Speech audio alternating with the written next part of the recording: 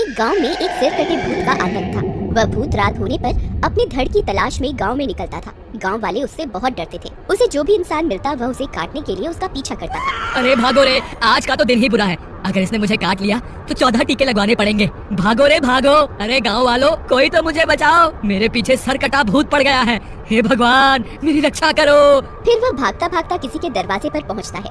अरे खोलो, अरे दरवाजा खोलो, मेरे पीछे सर कटा भूत पड़ा है, मेरी मदद करो। अरे दरवाजा खोलो।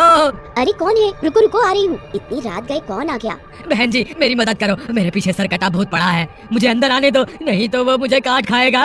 नहीं नहीं, अगर मैंने तुम्हें अपने घर के अंदर आने दिया तो वह भूत का सिर तुम्हारा पीछा करता यहाँ भी आ जाएगा। तुम कहीं और जाओ, मैं तुम्हारी कोई मदद नहीं कर सकती। इतना बोलकर वह औरत दरवाजा बंद कर लेती है। अरे मर गए रे, अब क्या करूँ, कहाँ जाऊँ? उतने में वह सर वहाँ पहुँच जाता है। अब मुझसे बच के कहाँ जाओगे? मैं बहुत दिनों से भूखा हूँ। हे भगवान, अब मैं क्या करूँ? तभी उसका दोस्त हीरा बंता को आवाज लगाता है। बंता भाई, जल्दी से भागकर यहाँ आ जाओ, मैंने दरवाजा खोल कर रखा हुआ है। फिर बंता भागता हुआ जाता है और हीरा के घर में घुस जाता है। तू मुझसे बचकर कहीं नहीं जा सकता, मैं तुझे नहीं छोड़ूंगा। फिर वह भूत उस घर के बाहर मंडराने लगता है। हीरा और बंता खिड़की से छुप छुप कर देखते हैं। वे दोनों बहुत डर जाते हैं। तभी हीरा की पत्नी आवाज सुनकर अपने कमरे से बाहर आती है। हे भगवान, ये सिर कटा भूत यहाँ कहाँ से आ गया? और ये बंता इतनी रात गए हमारे घर में क्या कर रहा है? भाभी जी, मुझे माफ कर दो, ये भूत मेरी वजह से ही यहाँ आया है। हीरा ने मेरी जान बचाने के लिए अपनी और अपने परिवार की जान को जोखिम में डाल दिया। अरे कहाँ छुप कर बैठ गया? बाहर निकल, आज मैं तुझे नहीं छोड़ूंगा। ए गाँव वाले, ये मेरा शिकार है, इसे अभी के अभी अपने घर से निकाल दे, नहीं तो मैं दरवाजा तोड़कर तुम सबको खा जाऊंगा। ये तो हम सबको खाने की बात कर रहा है। सुनो जी, मैं इसकी वजह से अपने पूरे परिवार की जान खतरे में नहीं डाल सकती। आप अभी के अभी से घर से बाहर निकाल दो। मीना, लेकिन अगर मैंने इसे बाहर निकाल दिया तो ये भूत इसे जिंदा नहीं छोड़ेगा। लेकिन मैं इसकी वजह से अपने परिवार को खतरे में नहीं डालूंगी। कोई बात नहीं हीरा, मैं चला जाता हूँ। फिर इतना बोलकर बंता घर से बाहर निकल जाता है। अब मुझसे बचकर कहाँ जाएगा? भूत जी, मुझे माफ कर दो, अभी तो मेरी शादी भी नहीं हुई, अभी मेरी मरने की उम्र थोड़े ना है, मुझ पर कृपा करो और मुझे जाने दो।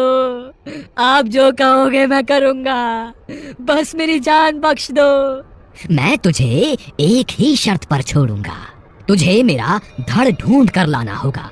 तेरे पास 2 दिनों का वक्त है, अगर तू नाकाम रहा तो मैं तुझे कच्चा खा जाऊंगा।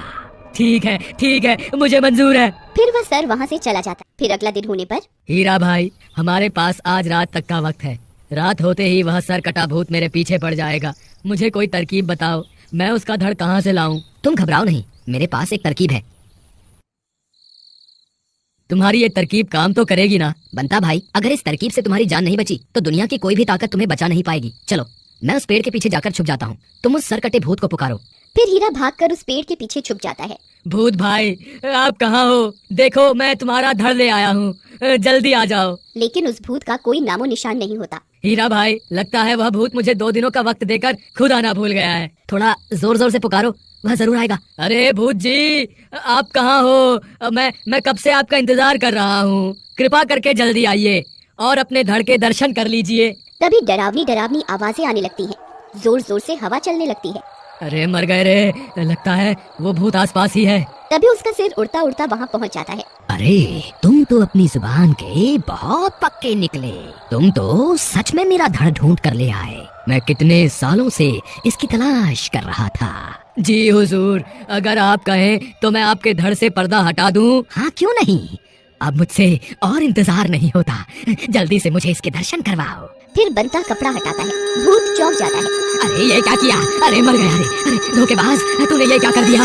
बंता हनुमान जी की मूर्ति को भूत के सामने ले आता है। दर्शन करके कैसा लगा? अरे मर गया रे, हे भगवान, मुझे माफ कर दो। भूत जलने लगता है।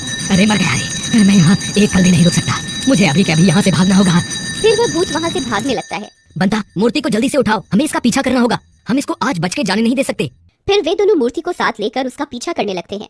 अरे मर गया रे, आज मैं नहीं बचूंगा। अरे रुक जा, अरे भागता कहाँ है? आज तेरी जिंदगी का आखिरी दिन है, तू बच के कहीं नहीं जा पाएगा। फिर भूत जंगल में घुस जाता है। अरे हीरा, ये तो घने जंगल में घुस गया, अब क्या करें? इसके पीछे जाना ठीक रहेगा क्या? हाँ हाँ, क्यों नहीं, जब स्वयं भगवान हमारे साथ हैं, तो हमें डरने की कोई जरूरत नहीं है। चलो इसका पीछा करते हैं। फिर भूत एक पेड़ के पीछे जाकर छुप जाता है। लगता है मैं बच गया, वो मेरे पीछे नहीं आए। तभी हीरा और बंता वहाँ पहुँच जाते हैं। अरे मर गए रे, ये तो मेरा पीछा करते करते यहाँ तक आ गए। अरे भागो रे। फिर भूत भागता भागता पेड़ से टकरा जाता है और जमीन पर गिर जाता है। अरे मर गया रे, हाय रे। तभी हीरा और बंता वहाँ पहुँच जाते हैं। अब मुझे माफ कर दो, मैं कभी किसी को नहीं सताऊंगा। बंता मूर्ति को उसकी तरफ कर देता है। भूत ये सब बर्दाश्त नहीं कर पाता और जलने लगता है। अरे मर गया रे, मैं ये सब बर्दाश्त नहीं कर सकता। हे संकट मोचन हनुमान जी, मुझे माफ कर दो, मैं आगे से कभी किसी को नहीं सताऊंगा। अरे अरे मर गए रे, हे भगवान मुझे मुक्ति दे दो।